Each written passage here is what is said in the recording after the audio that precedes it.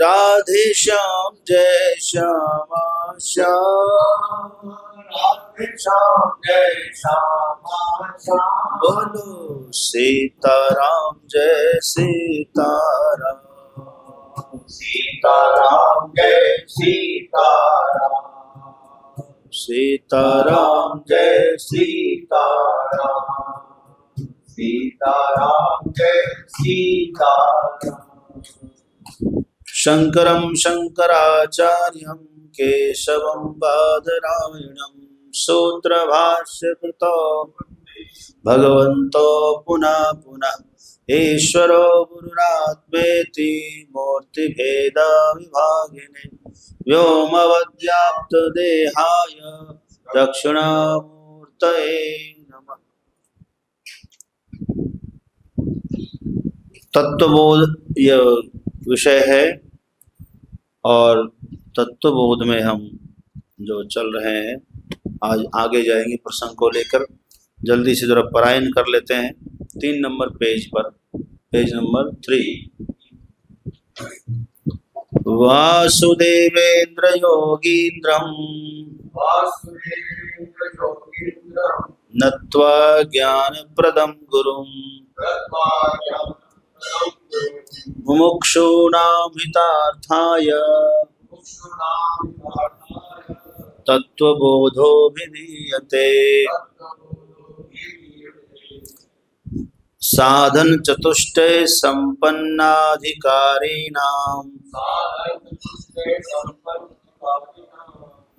तत् मोक्ष कारण समोक्ष साधन भूतम तत्व विवेक प्रकारम वक्षामः। साधन चतुष्टयम किम, पेज नंबर 8। साधन चतुष्टयम किम, नित्यानित्य वस्तु विवेकः इहामुत्रार्थ फल भोग विरागः समाधि षट्क संपत्तिः मुमुक्षुत्वं चेति। नित्यानित्य वस्तु विवेकः कः, नित्य वस्तुएकं ब्रह्म तद व्यतिरिक्तं सर्वं अनित्यम् अयमेव नित्यानित्य वस्तु विवेकः। विरागः कः, इह स्वर्ग भोगेषु इच्छाराहित्यम्, स्वर्ग भोगेषु इच्छाराहित्यम्।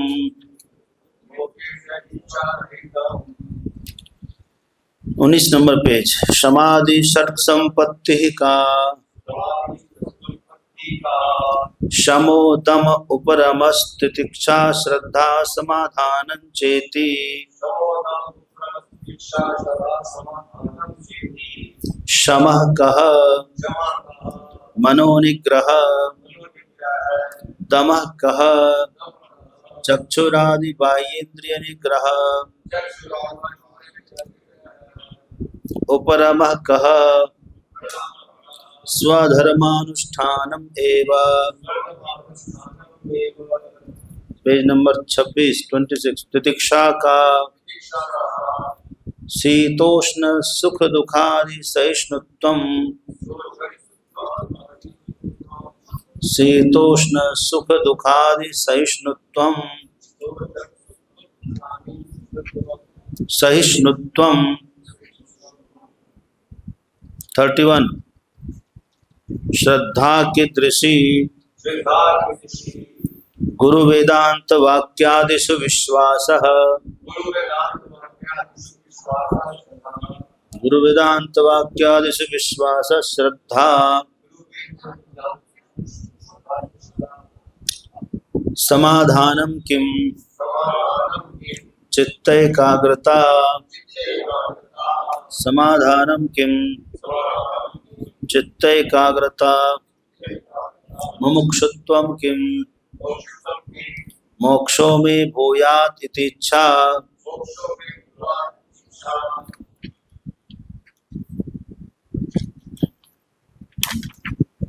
41 एतत् साधन चतुष्टयम् ततस्तत्त्व विवेकस्याधिकारिणो भवन्ति। ततस्तत्त्व विवेकस्य अधिकारिणो भवन्ति। तत्त्व विवेकः कः? आत्मा सत्यस् तदन्यत् सर्वं मिथ्येति। आत्मा कः? स्थूल सूक्ष्म कारण शरीरात् व्यतिरिक्तः। सब लोग हाथ में किस पुस्तक रख लीजिए। स्थूल सूक्ष्म कारण शरीरात् व्यतिरिक्तः पंचकोशातीतः सन् अवस्थात्रय साक्षी सच्चिदानंद स्वरूपः सन् यस्तिष्ठति स आत्मा। आत्मा क्या है समझ में आया आप लोगों को? जो स्थूल सूक्ष्म और कारण ये तीनों शरीर से अलग है, अतिरिक्त मतलब अलग है।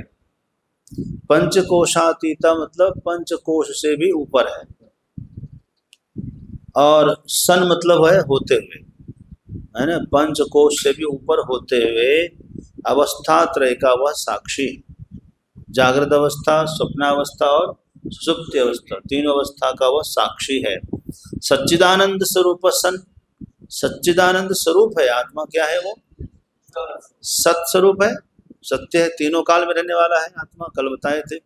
और चित मतलब क्या होता है? चेतन। और आनंद मतलब आनंद स्वरूप, सुख स्वरूप, परमानंद, परम सुख है। तो आत्मा जो है, एक बात बताऊं आपको, आदमी दिन भर कितना भी थका हारा हो, कल मैं बहुत थक गया था, सारा दिन, तो नागपाल जी हमको चैन से नहीं रहने देते यार।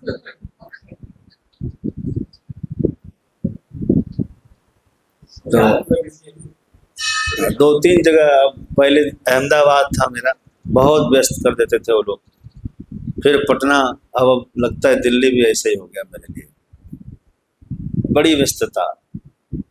अच्छा, सब लोग सत्संग करा रहे हैं, मैं मना भी नहीं कर सकता। अपने घर में 50 आदमी बुला लिया है सत्संग, चलो भाई। कोई 30 साल से करा रहा है सत्संग, कैसे उसको मना किया जाए? तो कल माता जी क्या था, माता जी बड़ा प्यारा नाम है, क्या नाम है आपका? शील। हाँ, शील माता जी। तो सच्चिदानंद स्वरूप होते हुए जो रहता है, यस तिष्ठति मतलब जो रहता है। ये सब उत्तर नहीं है, हमने जो दिया है वही मांगते हैं हम। सोचो, जो देता है उसको लेने का हक होता है। ईश्वर ने दिया है आपको तो वो भी मांगेंगे आपसे, हिसाब दो लल्ला हैं।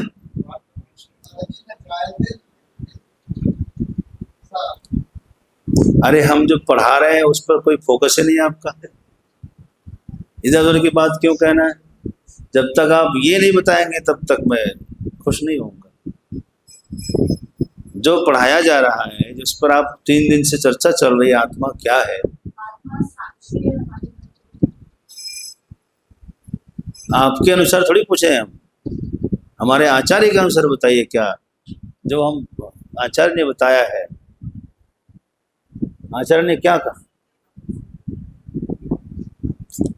स्थूल सूक्ष्म कारण शरीराद व्यतिरिक्तः पंचकोशातीतः अवस्थात्रय साक्षी सच्चिदानंद स्वरूप संतिष्ठति स आत्मा।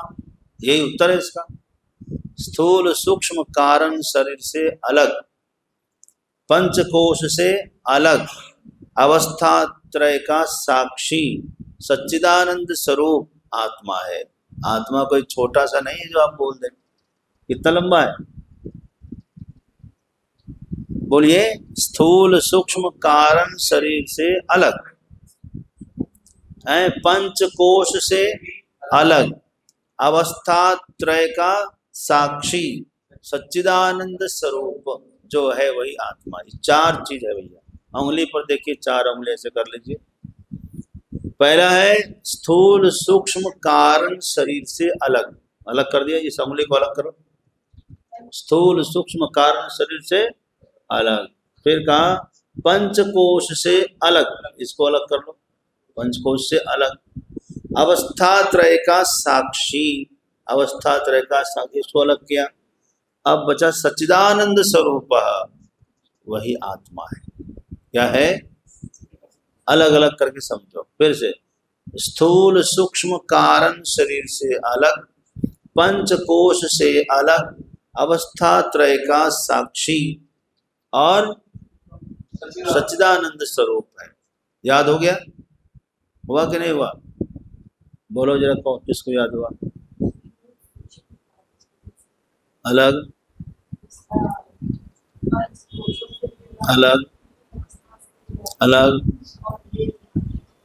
सच्चिदानंद स्वरूप। क्या बात है, जोरदार ताली बजाओ भाई। हैं? ये तो स्पष्ट मार लेगी आप लोग। खाली यहाँ से जाओ और किताब रख दो वहाँ और जाओ चुपचाप सो जाओ। 24 घंटे के बाद जब यहाँ अंदर आना तब चिंतन करना, क्या पाठ चलाया था स्वामी जी, क्या पढ़ाया था। गजब के विद्यार्थी भाई। एक बार भी मैं क्या कहा, आप घर जाकर बिस्तर पर लेटे लेटे बैठे बैठे एक बार यदि आप राउंड फिगर मार देना ऐसे करके सब दिमाग में बैठ जाए। इतना हम घोल घोल के पिला रहे हैं। ना आए ऐसा हो नहीं सकता कि माता जी देखिए, शील माता जी प्रमाण है आपके सामने बोल रही है। क्यों बोल रही है? आप चिंता ना करो, महिला नंबर 1 है, लेडीज फर्स्ट है। क्या हाल बना दिया नागपाल जी,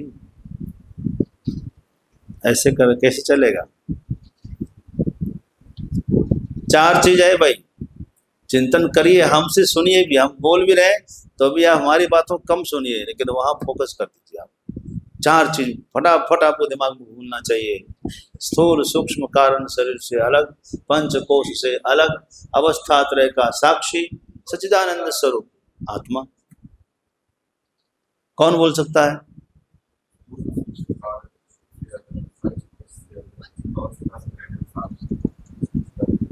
क्या बात है भाई, गजब गजब। देखो मार लिए एकदम बाजी, बहुत सुंदर।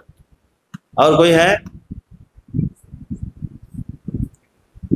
और कोई है? बोलिए, आत्मा क्या है? हाँ,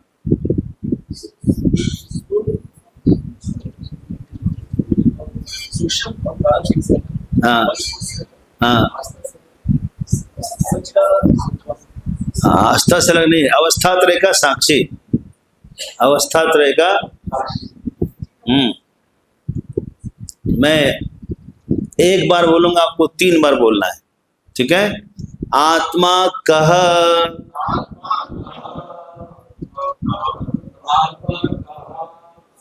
बस 3 ही बार। स्थूल सूक्ष्म कारण शरीरात व्यतिरिक्त। आवाज ही नहीं आ रही सबकी, कैसे करोगे भाई? पेज नंबर 46 है,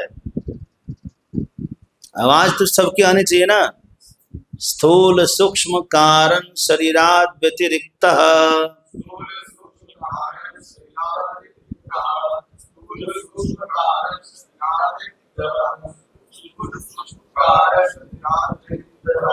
एक सांस में नागपाल जी 3 बार बोल देना उधर, उसके बाद सिर उठाकर बोलिए। बीच में एक बार बोल के हमारी तरफ देख रहे हो, क्या है? आपका नंबर आएगा तो क्या कौन बोलेगा? कैसे आप सीए किए होंगे समझ में नहीं आ रहा। हाँ। अच्छा अच्छा, कितना हम करा रहे हैं देखो, 3 बार बुलवा रहे हैं, लेकिन 3 बार आप लगातार देख के बोले ना, 3 बार आप, उसके बाद सिर उठाइए ऊपर। आगे, पंचकोशातीतः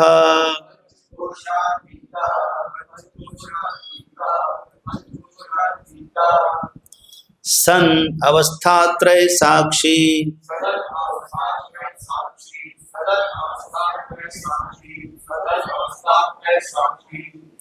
सच्चिदानंद स्वरूपः सन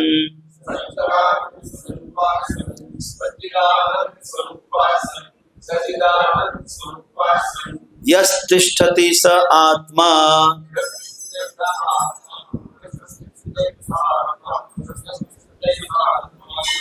बहुत सुंदर। अब तो बोल लेंगे ना, शुरू शुरू में ये शब्द जो है संस्कृत राक्षस जैसे मालूम पड़ते हैं शुरू शुरू में, लेकिन जब रियाज कर लो, 10-20 बार अभ्यास कर लो, तो यही आसान हो जाते हैं शब्द, है ना। सरल सहज श्रुति है ना, माता है, माँ तो बच्चे के लिए सरल होती है, लेकिन यदि माँ का खुद का बच्चा नहीं है, दूसरों का बच्चा, तो उसके लिए तो खतरनाक दिखती भाई। क्यों? अड़ोसी पड़ोसी के लिए माँ क्या हो जाती, खतरनाक हो जाती है, लेकिन अपने बच्चे के लिए एकदम गैया मैया हो जाती है। तो अपना बच्चा बनना पड़ेगा हमें। क्या करना पड़ेगा हमें? इन श्रुतियों को माँ समझना है कि हम इनके बच्चे हैं। एक बात बताऊं, एक बच्चा है जो बोतल का दूध पी रहा है भाई, और दूसरा बच्चा है जो माँ की छाती से लगकर दूध पी रहा है। भाग्यशाली कौन है? बढ़िया से बोलो ना, हैं? संस्कृत श्रुति संस्कृत में है, वो माँ है। यदि हम सीधे संस्कृत में पढ़ते हैं, टच करते हैं, समझे डायरेक्ट हम माँ के छाती से लगकर दूध पी रहे। भाषा रूपांतरण हो गया, दूध तो वही है, लेकिन वो हम किस में ले रहे हैं? कोई बोतल में ले रहा, कोई पाउडर का दूध पी रहा है कि नहीं? तो वही हम कर रहे हैं। इसमें मिलावट की संभावना है कि नहीं संभावना? बोतल में जो दूध मिल रहा है, कुछ न कुछ उसमें कुछ तो मिलाएगा, पाउडर बनाएगा, कुछ न कुछ तो मिलाएगा, लेकिन माँ के छाती से दूध पियो, प्योर दूध, कोई मिलावट नहीं। समझ गए?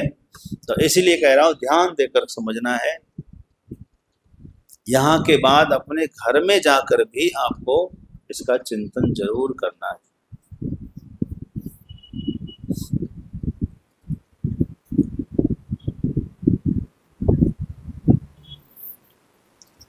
अब तो आपको आ गया होगा आत्मा क्या है। स्थूल सूक्ष्म कारण शरीरात् व्यतिरिक्तः पंचकोशातीतः, बोलिए, अवस्थात्रय साक्षी सच्चिदानंद स्वरूपः यस्तिष्ठति स आत्मा। सन बोलो चाहे मत बोलो, लेकिन 4 चीजें तो आपको बोलना ही है। क्या क्या है?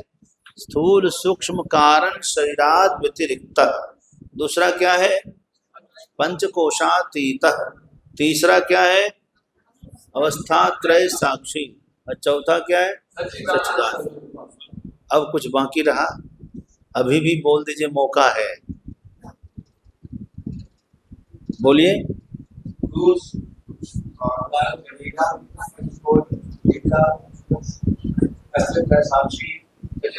अरे क्या बात है, नागपाल जी बोल गए। माने हम तो लगा कि आप बोल ही नहीं पाएंगे।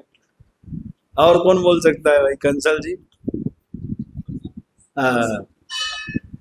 अच्छा, बस देयर आर 4 पॉइंट्स, यही जो आपको बोलना है, केवल 4 ही चीज दिमाग में रखना है। अब आइए इसी को आगे बढ़ते हैं। स्थूल शरीर क्या है? पहला प्रश्न होगा, स्थूल शरीरम किम? बोलिए, 46 पेज नंबर। स्थूल शरीरम किम?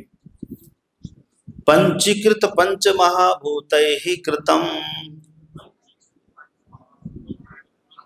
पंचीकृत पंच महाभूतैः कृतम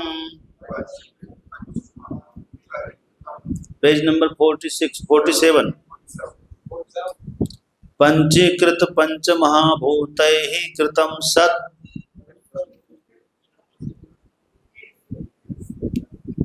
पंचीकृत पंच महाभूत 3 बार बोलना है आपको।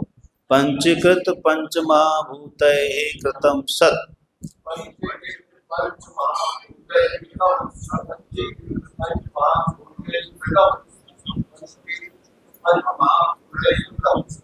और सत्कर्मजन्यम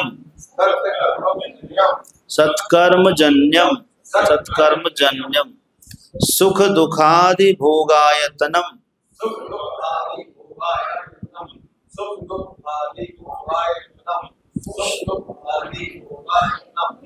हाँ शरीरम।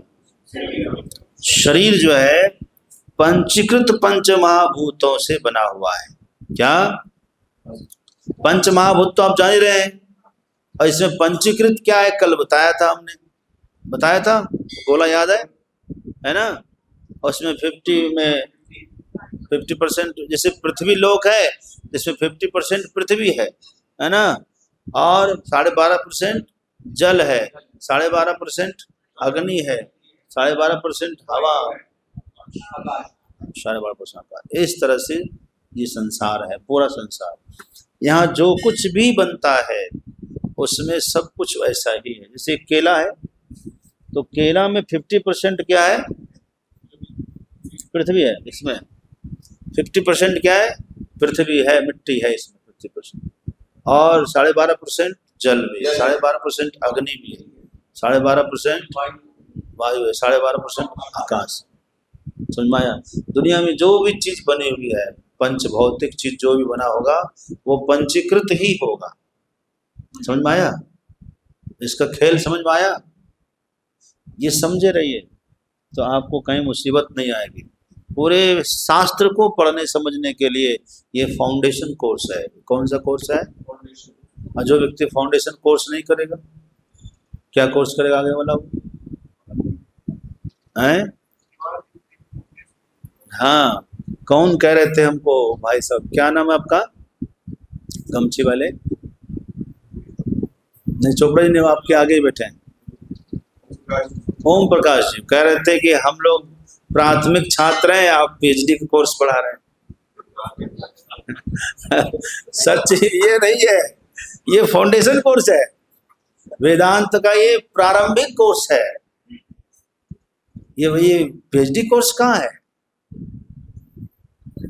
वेदांत जो पढ़ने आता है तो पहले यही पढ़ाया जाता है। तो आप भले ही 15 साल 20 साल से यहाँ सत्संग कर रहे हैं वेदांत का, लेकिन मैं आपको प्रवेश करा रहा हूँ। प्रवेश, जिसने प्रवेश ही नहीं पाया तो पीएचडी वाला कक्षा में बैठ के वो क्या करेगा? आरंभ जिसने किया नहीं वो आगे वाला कोर्स कैसे करेगा? तो हम देख लिए, आपको पिछली वर्ष भी देखे, उसके पहले भी देखे, यहाँ प्रवेशिका नहीं है आप लोगों में, इसलिए तो इंटरेस्ट नहीं जग रहा। इसलिए तो आदमी एक दिन आता एक दिन नहीं आता। कोई आ रहा आधा घंटा लेट आ रहा, कोई स्वामी जी डांट ना दे 10 मिनट पहले आता है। क्यों? क्योंकि खुद का इंटरेस्ट नहीं। क्यों नहीं जगा इंटरेस्ट? क्योंकि प्रवेश नहीं है। इस बात को आप समझ नहीं पा रहे। जब तक प्रवेश नहीं पाएंगे, वेदांत में रुचि नहीं आएगी, तो कैसे इंटरेस्ट लेंगे? हैं? तो आपको क्या करना है, इसमें रुचि लेना है। रुचि कब लेंगे? यहाँ मेहनत करने के बाद अपने घर में मेहनत करिए। लोग कहते हैं अब 1 घंटा में, 1 घंटा बहुत है, 1 घंटा यहाँ के लिए बहुत है। हम कहते हैं आधा घंटा भी यहाँ के लिए बहुत है, लेकिन इसके बाद घर में आपको 2 घंटा परिश्रम करना चाहिए। सोते जागते उठते बैठते कभी तो अवसर मिलेगा। 1 बार 2 बार पढ़ डाला उसको, बस रोज का रोज इतना ही काम करना है। याद होने की जिम्मेदारी आपकी नहीं है, वो हमारी जिम्मेदारी है। हम बैठे किस लिए? यहीं के यहीं आपको याद करा देंगे। हमारी शैली ऐसी है। हम तो काशी में पढ़ते हैं, पढ़ाते हैं, वहाँ पुस्तक हाथ में आचार्य नहीं लेता, आचार्य को सब दिमाग में रहता है। और याद करना वहीं का वहीं हो जाता है। कमरे में जाकर एक बार खाली रिकॉल कर, रिवीजन करना एक बार। कमरे में रटना नहीं है, रटे का आएगा। हम तोता थोड़ी बनना है, हम तो ज्ञानी बनने के लिए आए। तो ये प्रवेशिका है ओम जी, ये क्या है? हाँ, ये प्रवेशिका है। तो प्रवेशिका यदि नहीं करेंगे ना तो फिर आकर के स्वाध्याय में बैठते रहेंगे, प्रवेश ही नहीं होगा आपका, एंट्री नहीं मिलेगी तो क्या कर लेंगे भाई? समझ में आया ना? इसीलिए मैं कह रहा हूं क्या क्या है क्या क्या नहीं है ये समझिए। आत्मा क्या है? अभी तक सब चक्कर में पड़े हुए थे आप लोग, कोई कुछ करा कोई कुछ करा। एक ही सिद्धांत होना चाहिए, आत्मा क्या है? स्थूल सूक्ष्म कारण शरीर से अलग, हिंदी में बोल लो भाई, पंचकोश से अलग, अवस्था त्रय का साक्षी सच्चिदानंद स्वरूप जो है वही आत्मा है। अब कोई काट के दिखाए, कोई खंडन करके दिखा दे इसका। स्थूल शरीर क्या है? पंचीकृत पंच महाभूत ही कृतम, पंचीकृत पंच महाभूतों से जो बना हुआ है। पहली बात क्या है? वो पंचीकृत पंच महाभूत से जो बना हुआ है। पंच महाभूत तो समझते हैं ना, मिट्टी जल अग्नि हवा आकाश। इसमें पंचीकृत क्यों कहा? हाँ, मिश्रण से बना हुआ। खाली मिट्टी से शरीर थोड़ी बन जाएगा, खाली जल से बन जाएगा, खाली अग्नि से बन जाएगा, नहीं। इस शरीर को मिट्टी की जरूरत पड़ती है, तुम अन्न खाते हैं वो मिट्टी है। जल की जरूरत पड़ती है, पानी पीते हैं, वो जल तत्व है। गर्मी कम हो जाए, शरीर के अंदर अग्नि मंद पड़ जाए तो दवाइयां खानी पड़ती है अग्नि को जगाने के लिए, क्यों? और कहते भाई गरम गरम ले आओ। शरीर में जठराग्नि मंद पड़ जाने पर गरम गरम खाना मांगता आदमी, अथवा शरीर के अंदर जो ताप कम हो जाए तो फिर दवाइयां खानी पड़ती है, जठराग्नि मंद पड़ जाए तो फिर सांस लेते हैं, क्या है? हवा तत्व है। ऑक्सीजन की कमी हो जाती है, पल्स कम हो गया तो देना पड़ता है, लगाना पड़ता है ऑक्सीजन, ये वायु तत्व है। आकाश तत्व आप जान ही रहे हैं, इसके अंदर आकाश तत्व नहीं होता तो हम खाते इतना सारा कहाँ, ऐसे हैं फिर भी 2.5 किलो खा ले रहे हैं, अंदर में जगह है तब ना। हवा ले रहे हैं, जगह है तब ना, खाली जगह वो आकाश है। तो शरीर के भीतर आकाश तत्व भी है, पृथ्वी तत्व, जल तत्व, अग्नि तत्व सब है, और जरूरत पड़ने पर हम सब देते रहते हैं, ठीक है। तो पंचीकृत है, ये कैसा है? पंचीकृत मतलब 5 तत्वों का मिश्रण से बना हुआ है। जैसे आप भोजन करते हैं तो कोई एक ही चीज थोड़ी खाते हैं, आप उसमें रस भी लेते हैं, सब्जी भी लेते हैं, फल भी लेते हैं, नमकीन भी लेते हैं, खट्टा भी लेते हैं, मीठा भी लेते हैं, अन्न भी लेते हैं कि नहीं? दूध दही का भी होता है उसमें समावेश, तब भोजन परिपूर्ण होता है। उसी तरह से पंचीकृत यानी मिक्सर, 5 चीजों का सम्मिश्रण से यह शरीर बना हुआ है। पंचीकृत पंच महाभूत कृतम। दूसरा कहा सत्कर्म जन्यम। देखो इसमें क्या क्या है, गिनती करो। पंचीकृत पंच महाभूतों से बना हुआ है। दूसरा सत्कर्म से जन्य है। किससे जन्य है ये? सत्कर्म समझते हैं ना, अच्छा कर्म। पुण्य कर्म से मनुष्य शरीर मिला है, पाप कर्म से तो पशु का शरीर मिलेगा, वृक्षों का शरीर मिलेगा, कीड़े मकोड़ों का शरीर मिलेगा, समझ में आया? लेकिन पुण्य कर्म करेंगे तो मनुष्य का शरीर मिला हुआ है, पहले किया था अभी मिला हुआ है, तो सत्कर्म जन्यम दूसरा हुआ। तीसरा कह रहे हैं सुख दुखादि भोगायतनम। सुख दुखादि भोगायतनम 3 जो है शरीर का जो है लक्षण है। पंचकृत पंच महाभूत से बना हुआ है, सत्कर्म से जन्य है ना, और सुख दुखादि भोग का साधन है, आयतन है। जिस शरीर से ही तो अनुभव करेंगे सुख ही है। सुख दुखादि मतलब सुख दुख, सर्दी गर्मी, मान अपमान, समझ गए? इसका अनुभव हम किससे करते हैं? शरीर से करते हैं। शरीर ही ना हो तो सुख दुख का अनुभव कैसे करेंगे? जब शरीर छूट जाता है इंसान का, तो इंसान का शरीर छूटने के बाद उसको ले जाते हैं दक्षिण दिशा में। कहाँ ले जाते हैं? सोते समय, मरते समय आदमी का मुंह दक्षिण की तरफ कर दिया जाता है ना, पैर ऐसे दक्षिण तरफ किया तो दिखेगा सीधा, तो आत्मा निकलेगी और सीधे दक्षिण की ओर चली जाएगी। कहाँ जाएगी? संयमनीपुरी। कहाँ जाएगी? संयमनीपुरी। एक नगर है, उसका नाम है संयमनी। संयमनीपुरी में क्या होता है कि इनको एक नया शरीर दिया जाता है। शरीर तो छूट गया है, और शरीर के बिना भोग कैसे भोगेगा? दुख हो चाहे सुख हो। तो उनको एक शरीर दिया जाता है। वो ऐसा शरीर है जो काट देंगे तो कटेगा नहीं, लेकिन पीड़ा होगी। जलाएंगे जलेगा नहीं। जो व्यक्ति दूसरे जीव को मार कर पकौड़ी की तरह तलते हैं ना, भूनते हैं ना कढ़ाई में, उस व्यक्ति को वहां नरक में क्या करते हैं? एकदम उबलते हुए तेल में उसको तला जाता है। जो जो यहाँ कर्म होता है वही वहां होता है, लेकिन इतना कष्ट होगा, इतनी पीड़ा होगी, इतनी पीड़ा होगी।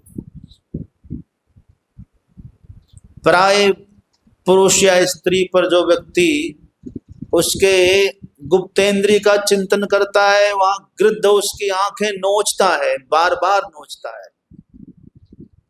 इतना खतरनाक खतरनाक है। धोखा देने वाले का पाप है, झूठी गवाही देने वाले का अपराध, इस सब का वर्णन है। मैं एक दिन यहाँ कर दूंगा, एकदम पूरा चिट्ठा खोल दूंगा अंदर के। इसीलिए मैं कह रहा हूं, तो यह जो शरीर है सत्कर्म से जन्य है। किससे जन्य है? पंचकृत पंच महाभूतों से बना हुआ है। ठीक है, सत्कर्म से जन्य है और सुख दुखादि भोग का आयतन है। सुख दुख मान अपमान सर्दी गर्मी सहने का साधन जानने का। इसी से मालूम पड़ेगा ठंडी बहुत है, गर्मी बहुत है कि नहीं? जानते हैं कि नहीं? अब आइए, इस शरीर का स्वभाव क्या है? शरीर का स्थूल शरीर का स्वभाव है अस्थि। पहले क्या बताया? जायते, मिला कि नहीं? अस्थि जायते 6 है। अस्थि जायते वर्धते विपरिणमते अपक्षीयते विनश्यति। 6 हो गया, है ना? इसका जन्म होता है और यह रहता भी है। शरीर का जन्म होता है। अस्थि मतलब रहना, जायते मतलब जन्मना, वर्धते मतलब बढ़ना, विपरिणमते मतलब विपरीत होता है। विपरीत होता है मतलब कुछ विचित्र स्थिति भी बनती है शरीर में। अपक्षीयते मतलब घटता भी है, और आखिर में विनश्यति समाप्त हो जाता है। इति षड भाव इति षड विकारवत, बोलिए इति षड विकारवत एतत् स्थूल शरीरम। इस शरीर का 6 स्वभाव कौन बता सकता है आप लोगों में? 6 चीज होती है। अस्थि जायते वर्धते विपरिणमते अपक्षीयते विनश्यति। ये 6 इसका होता परिणाम है। क्या होता है इसका परिणाम? 6 प्रकार का परिणाम होता है। शरीर बढ़ता भी है, शरीर घटता भी है, शरीर जन्मता भी है, शरीर दिखता भी है, शरीर बदलता विपरीत बदलता है, शरीर अंत में नष्ट भी हो जाता है। यही है षड विकार होता है इसमें। षड में इसमें क्या होता है? षड विकार होता है। और शरीर बना किससे है? बोले पंचीकृत पंच महाभूत से बना है। हुआ क्यों? बोले सत्कर्म से हुआ है। शरीर बना है किससे? पंचीकृत पंच महाभूत से बना है और सत्कर्म से, हाँ सत्कर्म से बना जन्मा है, और सुख दुखादि भोग का साधन है। ये हो गया कौन सा शरीर? स्थूल शरीर। अब प्रश्न है सूक्ष्म शरीर क्या है? Page number 51। सूक्ष्म शरीर क्या है? करें अपंचीकृत पंच महाभूतैहि कृतम। अपंचीकृत पंच महाभूतैहि कृतम अपंचीकृत पंच महाभूतैः कृतम्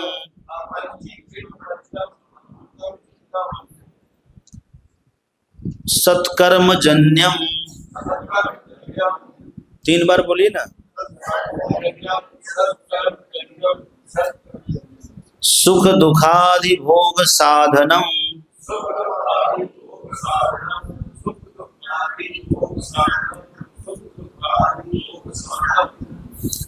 पंच ज्ञानेन्द्रियाणि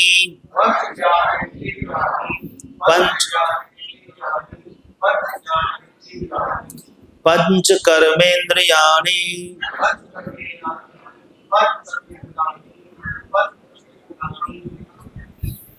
पंच प्राणादयः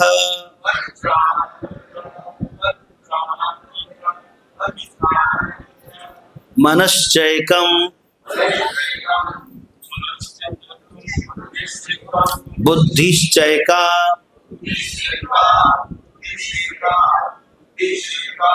एवं सप्तदश कलाभिः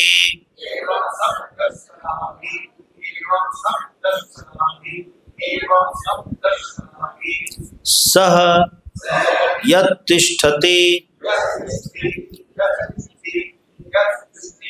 तत्सूक्ष्म शरीरम।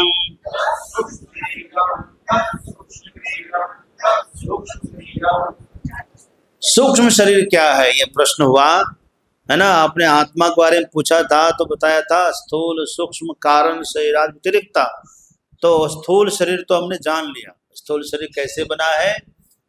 पंचीकृत पंच महाभूत से बना है, सत्कर्म से जन्मा है। पैदा इसलिए हुआ चूंकि सत्कर्म किया था इसलिए पैदा हुआ, और सुख दुखादि भोग का आयतन है। और शरीर का 6 प्रकार का इसका विकार होना है। इसमें क्या क्या? जन्म लेना, दिखना, बढ़ना, बदलना, घटना और आखिर में नष्ट हो जाना, है ना। अस्ति जायते वर्धते विप्रणमते अपक्षीयते विनश्यति, यही 6 है। अब जानिए सूक्ष्म शरीर क्या है। इस शरीर के भीतर भी एक शरीर है कि नहीं? ये शरीर एक हार्डवेयर हो गया स्थूल शरीर। सूक्ष्म शरीर इसका सॉफ्टवेयर है। वो निकल जाएगा ना तो ये शरीर किसी काम का नहीं है। जैसे कंप्यूटर में से सारा प्रोग्राम निकाल लिया जाए तो कंप्यूटर किसी काम का नहीं है किसी काम का? उसी तरह से इस शरीर में से, स्थूल शरीर में से सूक्ष्म शरीर को निकाल लिया जाए तो ये शरीर मृत हो जाता है। यमराज क्या करता है? सूक्ष्म शरीर खींचता है। आपने उनका सावित्री सत्यवान का प्रयोग प्रसंग सुना होगा, कभी सुना? तो यमराज आते हैं और सत्यवान के स्थूल शरीर से उनके सूक्ष्म शरीर को निकाल लेते। सावित्री को पता चलता है, सावित्री उनके पीछे पीछे जाती। यमराज कहते हैं अरे तुम्हारा तो समय नहीं हुआ अभी मरने का, तुम क्यों पीछे पीछे भागी आ रही, जाओ। बोले सरकार हम नहीं जाएंगे। कैसे नहीं जाएगी? नहीं, हमारे पति को आप लेके जा रहे हैं, हम कैसे जिएंगे? पति के बिना हमारा जीवन नहीं, हम तो साथ में ले चलिए। तो यमराज ने कहा ऐसा करो, तुम एक वरदान मांग लो बदले में। पति के प्राण तो वापस नहीं कर सकता, लेकिन मैं वरदान दे सकता हूँ। तुम वरदान मांग लो, तुम्हारी पति के प्रति जो निष्ठा है वह उसे देखकर मैं प्रसन्न हूँ, मांगो। कहा अच्छा क्या वरदान मांगो? उसने कहा कि मेरे पति का राज्य भी छीन लिया गया है और सास ससुर अंधे थे बेचारे, उसके लिए आंख मांग लिया। अब बोले ठीक है जाओ तथास्तु, तुम्हारे सास ससुर अपने पोते को दूध भात सोने की कटोरे में खाते हुए रोज देखेंगे महल से। कहाँ से देखेंगे? महलों से देखेंगे। तो पहले तो आप दीजिए ना। बोले जाओ दिया। अरे कैसे दे दिया, जरा विचार तो करिए। सास ससुर देखे इसका मतलब उनको आंख देंगे आप, और सोने कटोरी में पोता खाएंगे इसका मतलब सोना घर में होगा ना। महल से देखे मतलब राजगद्दी राजपाट भी वापस मिलेगा। बोले कितना मांग लिया इसने, बहुत चतुर है ये तो। और कहा ठीक है चलो, वो भी राजपाट सब दे दिए, जाओ। अरे महाराज ये तो बताइए, आप जो हमारे पति को ही लेके चले जाएंगे तो उनका दूसरा कोई बेटा तो है नहीं, तो उनका पोता कहाँ से होगा? पोता होने के लिए आपको इनको छोड़ना होगा। बोले तुम तो मुझे गजब फंसा लिए सावित्री। हैं? तो एक ही वरदान में उसने सब कुछ मांग लिया। मांगा कि नहीं मांगा? सास ससुर के लिए आंख मांग लिया, राजपाट मांग लिया, और पति की आयु वापस मांग लिया, और घर में पुत्र भी मांग लिया, मुझे पुत्र हो जाएगा। नारी कितना जो है बुद्धिमान होती, देखो। कौन कहता है दिमाग नहीं होता है? होता है कि नहीं होता है? अरे बोलो ना, खुद नहीं बोल पा रही। चलो तो आइए, ये जो सूक्ष्म शरीर है और स्थूल शरीर है, इसमें अंतर क्या बताया? स्थूल शरीर पंचीकृत पंच महाभूत से बना हुआ है, ठीक है जी। पंचीकृत मिश्रित 5 तत्वों से बना हुआ है, लेकिन सूक्ष्म शरीर में मिश्रण नहीं हुआ है। यह भी 5 तत्वों से ही बना हुआ है, लेकिन इसमें मिश्रण नहीं हुआ, ये पंचीकृत नहीं है, ये अपंचीकृत है। ये कैसा है? शुद्ध है भाई। अभी आपको मैं एक एक करके बताऊंगा कैसे शुद्ध है। हाँ, सब बताऊंगा। हमारा न्याय शास्त्र है, हमने पहले तो 10 साल तक केवल न्याय पढ़ा है, तो हमको इस सब के बारे में बड़ा बढ़िया विस्तृत पता है, कैसे बोलना है, क्या करना है। तो देखिए आप, पंच महाभूत तो आप जानते ही है ना, और शुद्ध पंच महाभूतों से बना हुआ है। पहली बात, अपंचीकृत पंच महाभूत से बना हुआ है। क्या बोलेंगे? अपंचीकृत पंच महाभूत से बना हुआ। दूसरा कह रहे हैं यह भी सत्कर्मजन्य है। सत्कर्म मतलब पुण्य कर्म से यह भी जन्म लिया है। पुण्य कर्म नहीं होगा तो सूक्ष्म शरीर भी नहीं मिलेगा। किसी किसी की देखो 5 ज्ञान इंद्रिय है। सूक्ष्म शरीर में क्या क्या है? 5 ज्ञान इंद्रिय, 5 कर्मेंद्रिय, 5 प्राण, कितना हुआ? 15, 1 मन, 1 बुद्धि, कितना हुआ? 17।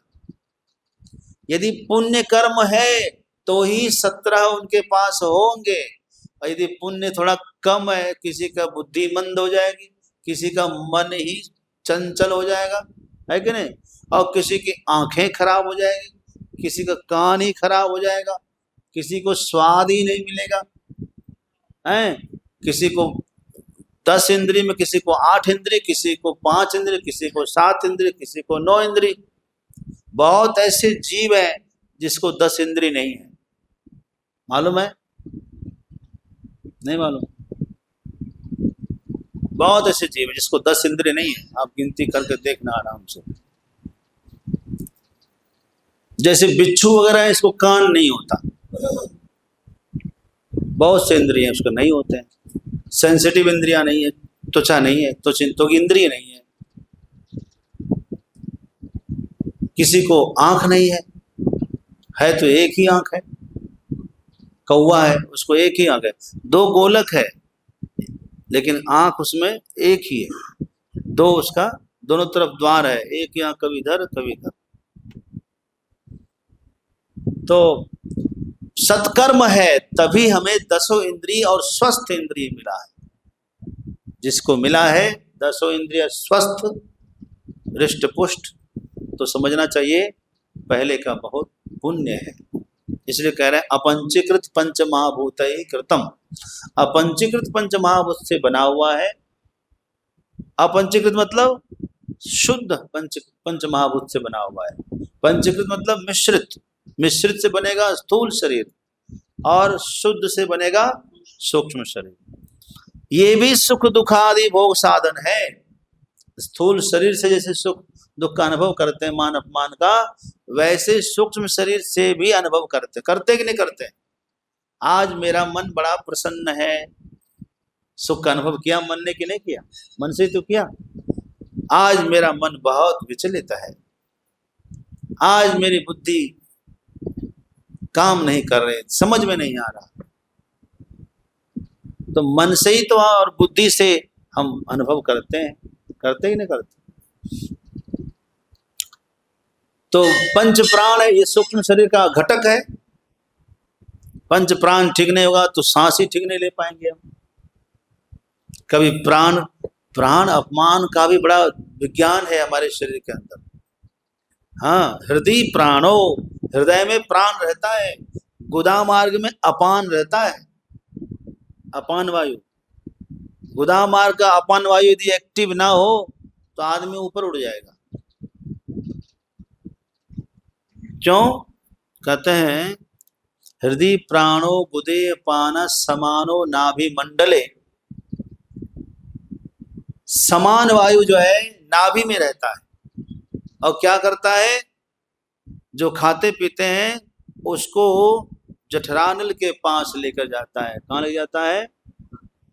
हाँ, पाचन तंत्र है वहां लेकर जाता है समान। और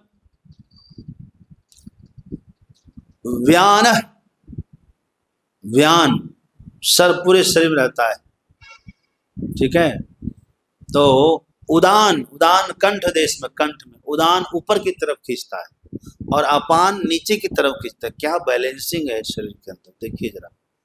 हवा से ही शरीर खड़ा हुआ है, हवा कमजोर पड़ जाए आदमी गिर जाएगा। तो उदान वायु कंठ में रहकर ऊपर की ओर खींच रहा है, अपान वायु गुदा मार्ग में रह करके नीचे की ओर खींचता है। समझ गए? तो हम इंसान क्या है, खड़े हैं, दोनों तरफ से खींचा जा रहा है। क्या है? हम खड़े हैं, एक भी कमजोर पड़ा गिरेगा।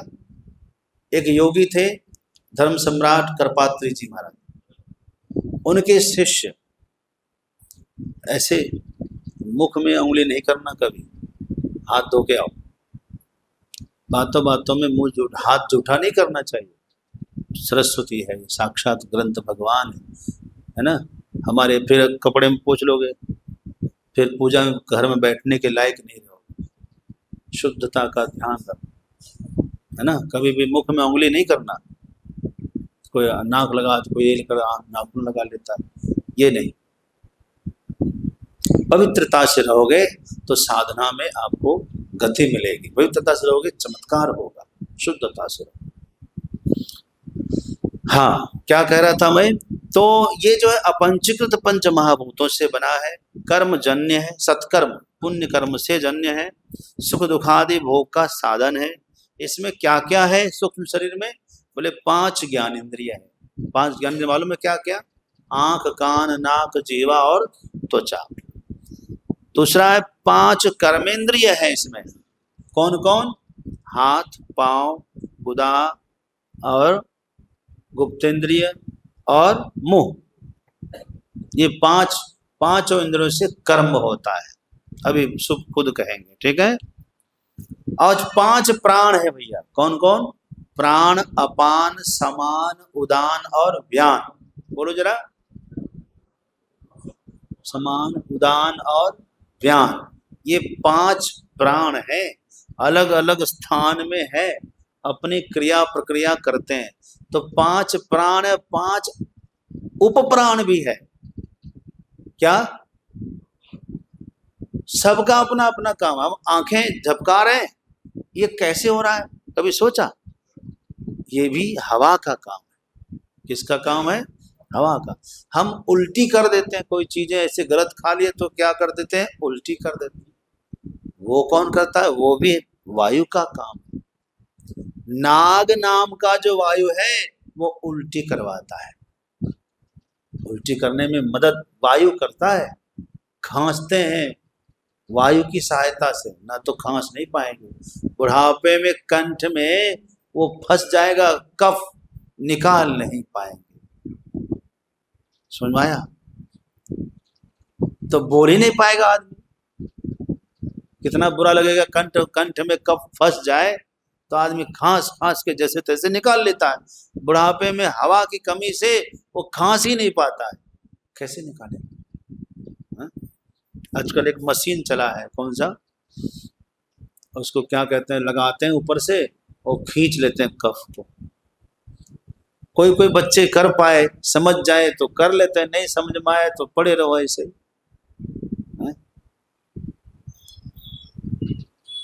तो मैं क्या बता रहा था आपको, 5 प्राण है। हृदय में प्राण है, गुदा में अपान है ना, कंठ में उदान है और नाभि में समान है, और व्यान वायु पूरे शरीर में रहता है। 5 उपप्राण भी है। क्री कला क्षित करोगे, यह दिमाग में कुछ फंस जाए ना, सांस नली से जो हम धूल मिट्टी कुछ ऊपर चली जाए तो फिर क्या होता है, छींक आती है ना। ये क्रिकल नाम का वायु है जो हमें छींक करवाता है। आज छींक करके जो है हमारा वो नसें सब खुल जाती है। ज्यादा धूल मिट्टी जम जाए, हवा लेते सांस से, तो फिर जुकाम होता है। क्या होता है, जुकाम होता है। वो सूखा हुआ पदार्थ गीला हो जाता है, अब फिर छींक मारते हैं तो बाहर निकल आता है, लिक्विड में बाहर आ जाता है। कितना बड़ा विज्ञान है कि नहीं है कि ये सब नहीं पढ़ते तो कैसे मालूम पड़ता आपको। क्री कला क्षुत करोगे, यह देव दत्तो विजृंभणे। जमाई आती है, जमाई समझते हो, इतना बड़ा मुंह करते, ये भी हवा का ही काम है। देवदत्त नाम का वायु है जो विजृंभण कराता है। क्री कला क्षुत करोगे यो देवदत्तो विजृंभणे। और नाग जो है, बता रहा हूं,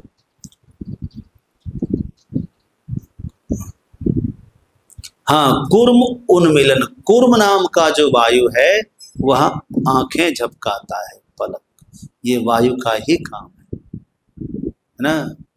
और क्या कोई दिक्कत है, आप बैठे नहीं हैं, ये मैं लिखा दूंगा कल आपको, दोनों श्लोक लिखा दूंगा, ठीक है, ताकि आप चिंतन कर सकें कि कौन कौन सी वायु क्या क्या काम करती है, ठीक है ना। हाँ, मैं प्रसंग सुना रहा था कि इनका करपात्री जी के शिष्य का प्रसंग। उन्होंने योगिक क्रिया किया और योग क्रिया करने के बाद जो गुदा में अपान वायु है उसको बांध रोक दिया।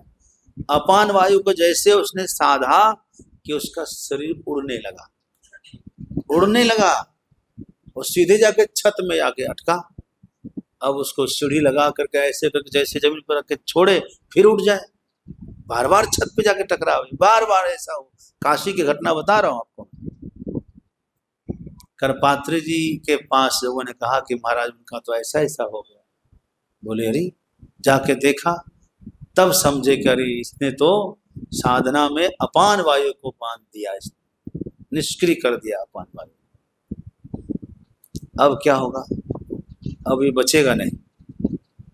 लेकिन महाराज ये क्या है, कैसे क्या होगा, उसको पकड़ करके नीचे बांधा, यहाँ ब्रह्मरंध्र में उसको छेद किया, यहाँ पर ब्रह्मरंध्र में उसको छेद किया तो उसका जो उसकी हवा जो फंसी थी वो हवा यहाँ से निकली, जो हवा नीचे से निकलनी थी वो हवा यहाँ से निकली। तब उनका शरीर जमीन पे पड़ा रहा, कुछ दिन के बाद उनका शरीर छूट गया, बचे। हठयोग कर लिया, क्या कर लिया उसने, हठयोग कर लिया। बड़ा खतरनाक है, हाँ, इसलिए जान कर समझ कर बूझ कर फिर कुछ करना। ये इसीलिए मैं बताइए कौन सा कोर्स करा रहे हैं ओम जी, ये फाउंडेशन कोर्स है। इसके बाद आप साधना भी करेंगे तो बढ़िया करेंगे आप, क्योंकि आपको पता चल जाएगा क्या क्या क्या गड़बड़ी हो सकती है। आदमी ध्यान करता है, हमने ऐसे देखे, हमारे गुरु भाई थे जनार्दन बाबा करके, और ध्यान बहुत किए करते करते दिमागी खराब हुआ। इसलिए इसका जब तक सिस्टम का मालूम नहीं होगा तो आदमी कैसे आगे बढ़ेगा साधना। तो मुख्य है नित्य प्रति प्राणायाम करिए। प्राणायाम में रेचक, पूरक, कुंभक को भी जानिए। ठीक है, थोड़ा सा पढ़ाऊंगा, नहीं तो कहेंगे आप गुरुजी आगे बढ़ाए नहीं, आप खाली कथा सुनाते रहे। तो अपंचीकृत पंच महाभूतों से बना है। सत्कर्म यानी पुण्य कर्म से हुआ है, ये मिला है, पुण्य कर्म से यह सूक्ष्म शरीर मिला हुआ है। और सुख दुख आदि भोग का भी साधन है। सुख दुख मान अपमान सर्दी गर्मी भी सूक्ष्म शरीर से महसूस करते हैं हम। और इसमें क्या क्या है, इसके कितने पार्ट हैं, सूक्ष्म शरीर के कितने पार्ट हैं? 17। कितने हैं? Yes, 17 parts. कौन कौन? देखिए, 5 ज्ञानेंद्रिय, 5 कर्मेंद्रिय और 5 प्राण, 15 हो गया। और मन बुद्धि, मनश्चैकम बुद्धिश्चैका, कितने हो गए? यही 17 अवयवों से सूक्ष्म शरीर बना हुआ है। इस शरीर के अंदर जो सूक्ष्म शरीर है, जिसको हम क्या कहते हैं? सॉफ्टवेयर कहते हैं, उसके 17 अवयव हैं। और 24 अवयवों का यह स्थूल शरीर बना हुआ है। क्या? हाँ, 24 अवयवों का यह स्थूल शरीर बना हुआ है। इसी में क्या करना है? 5 चीज और जोड़ना है। शब्द स्पर्श रूप रस गंध जोड़ दीजिए। क्या जोड़ना है? तो 17 5 कितना हुआ? 22 हो गया। और चित्त और अहंकार को जोड़ दीजिए, कितना हो जाएगा? 24। ये स्थूल शरीर के 24 अवयव हैं, सूक्ष्म शरीर के 17 अवयव हैं। यमराज जब लेकर जाता है तो 17 अवयव लेकर जाते हैं, बाकी सब यहीं छूट जाता है। ठीक है जी। अब एक बार और आगे बढ़ेंगे, एक पॉइंट और आगे बढ़ाते हैं आपको। श्रोत्रम त्वक चक्षु रसना घ्राण इति पंच ज्ञानेन्द्रियाणि। पढ़िए पढ़िए।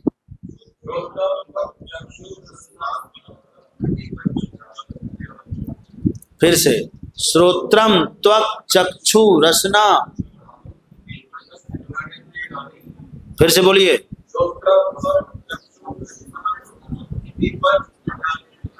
5 ज्ञानेंद्रिय है। कौन कौन? श्रोत्रम मतलब कान, त्वक मतलब त्वचा, चक्षु मतलब आंख, रसना मतलब जिह्वा और घ्राण मतलब नासिका। ये 5 ज्ञानेंद्रिय हो गया। श्रोत्रस्य दिग्देवता, श्रोत्र का देवता कौन है? दिक् देवता, दिक्पाल बोलते हैं ना। श्रोत्र का कौन है? दिग् देवता है, दिशा ही देवता है। त्वचो वायु, त्वगिंद्री का देवता कौन है? वायु है। चक्षुषा सूर्य, आंख के देवता कौन है? सूर्य है। ऐसी बात कहाँ सुनने को मिलेगी आपको? कथा में थोड़ी कोई बताएगा ये सब बात। खूब कथा सुनते रहिए, ये सब ज्ञान नहीं होने वाला। जीवन भर भागवत सुन लीजिए, ये ज्ञान तो आपको इस कोर्स में ही होने वाला है। महत्व तो लोग समझ नहीं रहे, आ रहे हैं 5 मिनट से वहीं से खड़े होकर प्रणाम करके चले जा रहे हैं। इस चीज को जानेंगे तब ना बैठेंगे भाई, हैं? ये ज्ञान कहीं नहीं मिलने वाला आपको। अगली बार तो फॉर्म भरवाऊंगा पक्का आपसे, उसके बाद ही आऊंगा। हमारा आपका अनुबंध होगा कि हाँ हम आई हैव 7 days, हम देंगे 7 दिन आपको, तो हम आएंगे, नहीं तो टिकट कैंसिल। ये काम रहेगा। अब आप हाँ, नहीं होगा तो हम भी पक्का है भाई, हमको क्या कमी है, हम जाके एकांत पे भजन करेंगे चुपचाप। हाँ हैं? शिष्य को जानना ही नहीं तो हम क्यों पीछे पड़े उसके? जिसको जाना है कुआं के पास प्यासा आएगा। हम इतना चल के आ सकते हैं, और आप जो है माया मोह में लिपटे हुए 7 दिन तक 1 घंटा निकाल नहीं सकते हैं? ये नहीं चलेगा। आइए, श्रोत्रम त्वक चक्षु रसना घ्राण इति पंच ज्ञानेन्द्रियाणि। श्रोत्रस्य दिग्देवता, श्रोत्र के देवता कौन है? दिग् देवता, दिशा देवता है। त्वचा के वायु, चक्षु के सूर्य, रसनायाः वरुण, रसना जिह्वा के देवता कौन है? वरुण है, वरुण देवता जिह्वा के। और घ्राणस्य देवता अश्विनव, अश्विनी कुमार, सूर्य के पुत्र अश्विनी कुमार घ्राण के देवता है, नासिका के देवता हैं। अच्छा, इति ज्ञानेन्द्रिय देवता। श्रोत्रस्य विषयः शब्द ग्रहण, श्रोत्र का काम क्या है? शब्द ग्रहण करना। त्वचो विषया स्पर्श ग्रहणम, तो इंद्रिय का विषय क्या है? चमड़े से हम स्पर्श ग्रहण करते हैं। चक्षुषः विषयः रूप ग्रहणम, चक्षु का विषय क्या है? रूप ग्रहण करना। रसनाया विषयः रस ग्रहणम, रसना का विषय है रस ग्रहण करना। और घ्राणस्य विषयो गंध ग्रहणम, घ्राण का विषय क्या है? गंध ग्रहण करना, सूंघना। गंध में सुगंध भी आ गया और दुर्गंध भी आ गया, है ना। अब एक हाँ, एक नागपाल जी हंस रहे हैं, भाई एक पंक्ति सुना दीजिए। कौन सा सुनना है आपको? कौन सा भजन सुनाऊं? 3 बार भोजन भजन एक बार, 3 बार भोजन भजन एक बार, 3 बार भोजन भजन एक बार। उसमें भी आते हैं झंझट हजार, उसमें भी आते हैं झंझट हजार, उसमें भी आते हैं झंझट हजार, उसमें भी आते हैं झंझट हजार।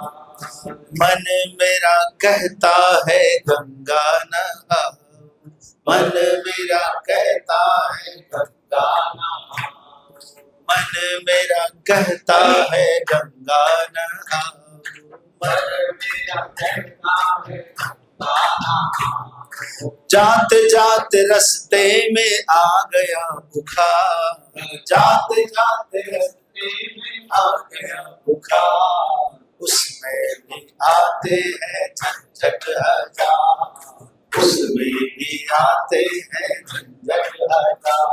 मन मेरा कहता है तीरथ कर आओ, मन मेरा कहता है तीरथ कर आओ, तीरथ कर आओ चारों धाम फिर आओ, तीरथ कर आओ चारों धाम फिर आओ। मांगे नहीं मिलता है पैसा उधार, मांगे नहीं मिलता है पैसा उधार, उसमें भी आते हैं झंझट हजार, उसमें भी आते हैं झंझट हजार। हाँ, 3 बार भोजन भजन एक बार, 3 बार भोजन भजन एक बार, उसमें भी आते हैं झंझट हजार, उसमें भी आते हैं झंझट हजार। मन मेरा कहता है भजन कर आओ, मन मेरा कहता है भजन कर आओ, भजन कर आओ थोड़ा ध्यान लगाओ, भजन कर आओ थोड़ा ध्यान लगाओ। जपते जपते माला आ गए रिश्तेदार, जपते जपते माला आ गए रिश्तेदार, उसमें भी आते हैं झंझट हजार, उसमें भी आते हैं झंझट हजार। हाँ, 3 बार भोजन भजन एक बार, 3 बार भोजन भजन एक बार, उसमें भी आते हैं झंझट हजार, उसमें भी आते हैं झंझट हजार। मन मेरा कहता है कथा सुन आओ, मन मेरा कहता है कथा सुन आओ, कथा सुन आओ स्वाध्याय कर आओ, कथा सुन आओ स्वाध्याय कर आओ। बैठे बैठे आ गए निंदिया कई बार, बैठे बैठे आ गई निंदिया कई बार, उसमें भी आते हैं झंझट हजार, उसमें भी आते हैं झंझट हजार। 3 बार भोजन भजन एक बार, 3 बार भोजन भजन एक बार, उसमें भी आते हैं झंझट हजार, उसमें भी आते हैं झंझट हजार।